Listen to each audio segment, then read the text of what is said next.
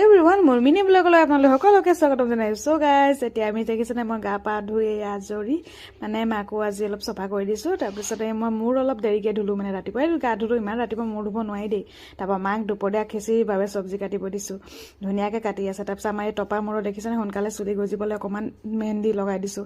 আৰু এইফালে চাইছে এতিয়া আজি আকৌ মাটি কঁঠাল কটা ডিজাইনেই বেলেগ একদম এটুকুৰা ওলাইছে এইফালে চুগু আকৌ জোকাই আছোঁ যে আইতাক দিবনে নাই চাওকচোন কি কৈছে আইতাক নিদিয়া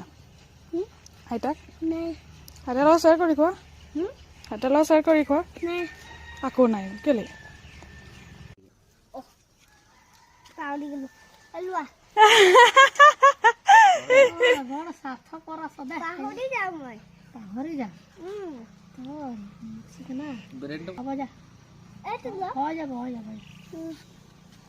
মামাক লগাই দিম বুলি কওঁতে পটাপট শ্বেয়াৰ কৰিব ধৰিলা ন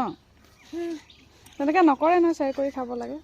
প্ৰথমতে দিব খোজা নাছিলে মানে এনেই ধেমালি লাগি থাকে আইতা আজিকালি আকৌ মাক জোকাই পৰা হৈ গৈছে দেই ল'ৰাই